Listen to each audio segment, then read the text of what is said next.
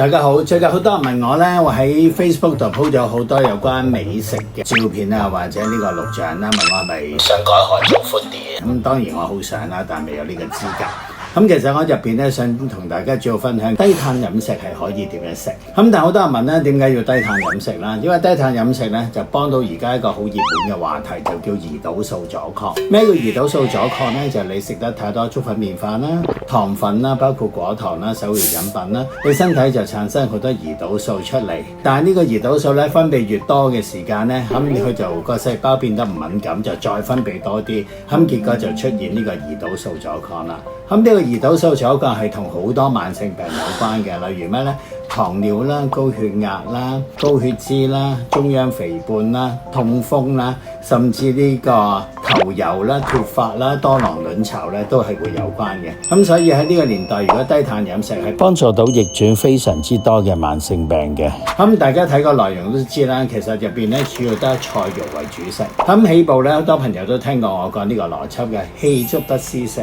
就補一補氣先。如果你覺得自己唔可以即係食咁少澱粉質，例如咩呢？如果你係容易熱氣嘅話，你可以直接用呢個 CoQ10 啦。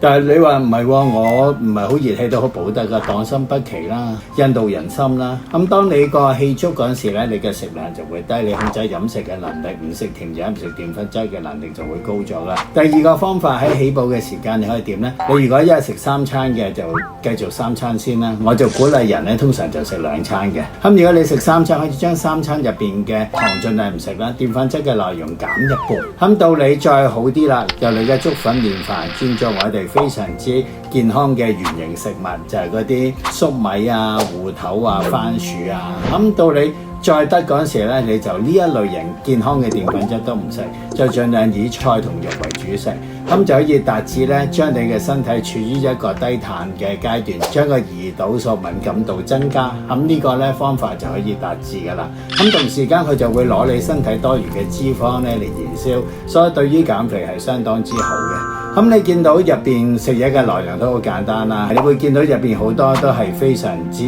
健康嘅蛋白質啦，同埋纖維類啦。咁你會見到就算生果入邊我都係揀咩牛油果同藍莓，一啲唔甜嘅生果啦。菜路揀一啲點食都唔肥嘅西蘭花啦，另外雲耳啦、雞蛋啦、蝦啦、蘿蔔啦，咁呢啲都係一個好好嘅組合嚟嘅。咁但係大家就要睇住自己嘅體質，循序漸進，咁慢慢養成一個低碳嘅生活咧，你就遠離咗好多慢性病同埋肥胖㗎啦。